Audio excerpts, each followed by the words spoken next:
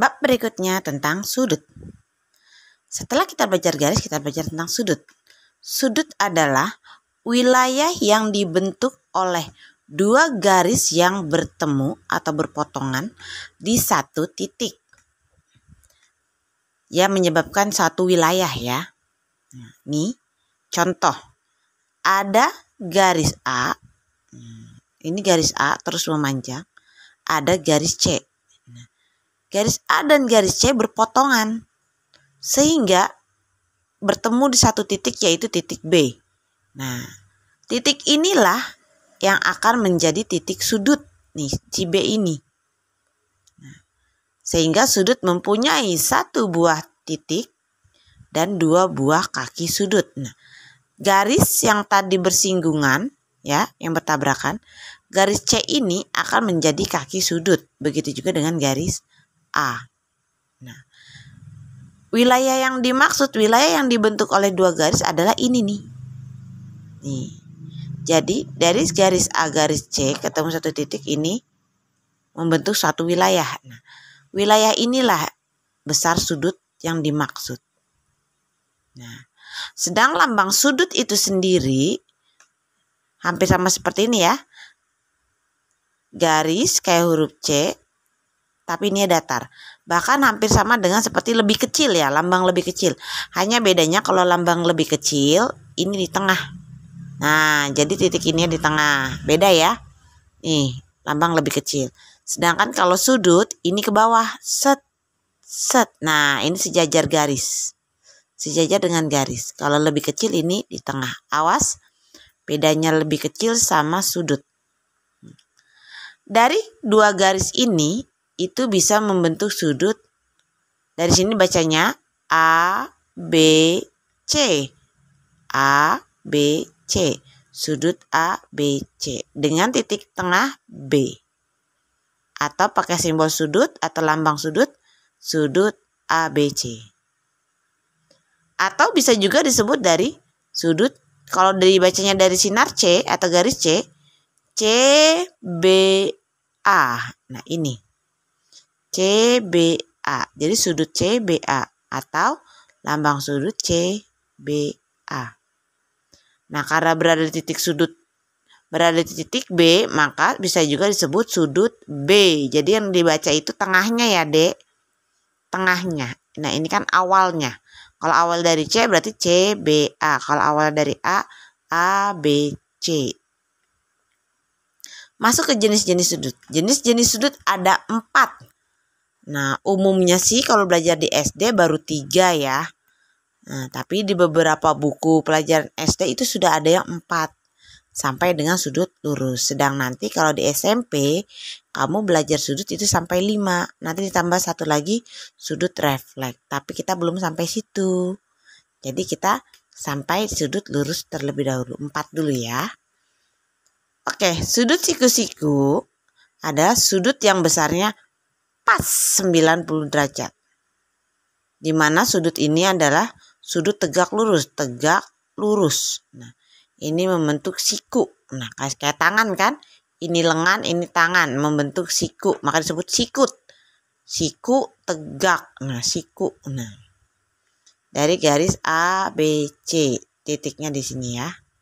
Jadi, sudut siku-siku itu besar sudutnya pas 90 derajat atau tegak lurus ya. Lanjut ke sudut lancip. Nah, kalau sudut lancip, sudut yang besarnya kurang dari 90. Nah, ini kan 90 nih. Nah, kalau kurang berarti kan ke sini mirip geraknya. Set, gitu ya. Kurang. Nah, hingga membentuk garis runcing kan, kayak sama seperti pulpen ini kan, tuh runcing kan. Kalau dia membentuk runcing seperti ini, pensilnya kalau runcing itu lancip kan, nah, maka disebut sudut lancip. Kalau besar sudutnya ini kurang dari 90. Nah, kalau ini 90, nah dikurangin kan jadi segini. Tuh. Jadi lancip kan, jadi kalau ini 90 dikurangin tuh jadi runcing. Next, ada sudut tumpul yang ketiga. Sudut yang besarnya lebih dari 90 tapi kurang dari 180. Nah, kalau sudut siku-siku kan 90 begini ya, Dek. Lebihin. Set. Nah, ini kan lebih kan? Kalau 90 kan pas nih segini. Tegak, lurus gitu kan. Tapi karena ini lebih dari 90, lihat. Sudut yang terbentuk tidak lancip kayak gini kan. Nah, tapi tumpul. Nah, inilah yang disebut tumpul. Tapi kurang dari 180. Karena jika sudutnya, besar sudutnya pas 180, itu akan disebut sudut lurus. Disebut sudut lurus karena memang garisnya itu membentuk garis lurus nih. Jadi seperti ini kan ada garis A, garis C, ketemu titik B. Nah, ini garis A dengan garis C bertemu di satu ruas. Jadi seperti berhimpit ya. Nah, bertemu di satu titik nih. Mana besar sudutnya? Ya ini, nih. Besar sudutnya ini, setengah lingkaran ya. Setengah lingkaran kan? Besar sudutnya. Nah, ya ini titik sudutnya di sini. Ini besar sudutnya. Membentuk garis lurus kan? Maka disebut sudut lurus dan besarnya 180. Jadi, pada sebuah lingkaran, kalau setengah lingkaran itu besar sudutnya 180. Nih, besar sudutnya. Nih. Makanya kalau pada penggarisan busur itu kan suka ada di sini 0, di sini 180 derajat. Ini 0 derajat. Di sini 0, di sini 180. Itu menunjukkan ya ini besar sudutnya nih. Nih, besar sudutnya ini 180. Tapi dia yang membentuk garis lurus. Jadi kayak berhimpit ya. Nah, yang perlu kalian ketahui deh, pada beberapa bangun datar, jika dia berbentuk lingkaran, maka total sudut lingkaran ada 360. Lihat. Kalau sudut lurus kan 180. 180 kalau dibagi 2, 90 kan? Nah, 90 tambah 90, 180. 180 tambah 180, 360. Maka sudut satu lingkaran penuh adalah 360. Next. Total sudut segi 4. Apapun jenis segi 4-nya, total sudutnya adalah 360. Contoh, persegi panjang. Keempat sudutnya siku-siku kan? Nah, tadi kita juga tahu sudut siku-siku 90 besarnya. 90, 90, 90, 90. 90 dikali 4, 36 kan? Tambah 0. 306. 90 tambah 90, 180. Tambah 90, 270. Tambah 90, 360. Dan keempat sudutnya sama besar, yaitu siku-siku. 90 derajat. Untuk segi 4 ini namanya trapesium sama kaki ya, Dek. Perlu diingat, trapesium sama kaki memiliki dua pasang sudut yang sama. Yang atas sama-sama tumpul. Andaikan kalau di sini 120. Nah, 120 itu kan lebih dari 90 kan? Makanya disebut sudut tumpul tuh, tumpul kan? Sedangkan 60 itu kan kurang dari 90 kan, Dek? Makanya sudutnya lancip.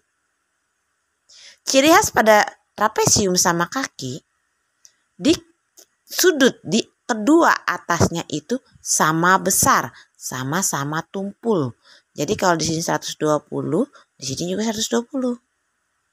Dan di sudut kedua kakinya juga sama besar, sama-sama sudut lancip. Jadi kalau yang atas sudutnya tumpul, tuh tumpul kan? Kalau yang bawah sudutnya lancip, tuh runcing. Ini. Sedang kalau pada layang-layang, besar sudut yang sama ini, kanan kiri, kanan kiri. Kebalik ya, ini kiri, ini kanan. Maaf, ini kiri, ini kanan. Nah, jadi besar sudut kedua sampingnya sama-sama tumpul dan sama-sama besar. Kalau atas bawahnya, atas tumpul, bawahnya pasti lancip. Perhatikan ya, layang-layang yang sama itu kan kiri dan kanannya. Sedang trapesium yang sama itu, trapesium sama kaki ya, atasnya sama tumpul, bawahnya sama lancip dan besar sudutnya sama. Kalau pada jajar genjang juga mempunyai pasang sudut yang sama. Nah, kalau ini berhadapan, set, menyilang nih, menyilang ya. Ini sama ini sama-sama tumpul nih, menyilang kan hadap-hadapan, sama-sama tumpul. Nah, ini sama-sama lancip, menyilang. Ini sama ini. Perhatikan ya keistimewaannya. Terakhir satu lagi. Total sudut segitiga, apapun bentuk segitiganya, mau siku-siku, mau sama kaki, mau sama sisi, ataupun nanti ada segitiga sembarang. Misalnya begini, segitiga sembarang. Set, set. Nah, ini kan kakak sembarangan nih bikin segitiganya. Sembarangan kan? Nih, sembarangan. Misalnya di sini ada 50. Nah. Terus di sini ada 30. Nah, di sini 100. Pasti ketiga sudut ini kalau ditotal harus 180. 100 tambah 50 derajat tambah 30 derajat. Sama dengan 180 derajat. Nah, derajat itu lambang kecil di atas gini ya, namanya derajat. Pada segitiga sama kaki dek, ini maaf, astagfirullahaladzim. Pada segitiga sama sisi, ketiga sudutnya besarnya sama karena sama sisi. Nah, ini ciri khas segitiga sama sisi. Ketiga sudutnya sama. Dan kalau dijumlah pasti 180. 60 tambah 60 120. Tambah 60 180. Nah, kalau pada segitiga siku-siku ini pasti 90. Siku-siku biasanya sama kaki, Dek. Biasanya. Kalau ini 90, ini 45, ini 45. Maksudnya 90 tambah 45 135 tambah 45 135. Maka jika ada soal seperti ini, Dek, set set set. Nah, ini 90, ini 60. Berapa sudut X? Nah, X itu sudut nggak tahu.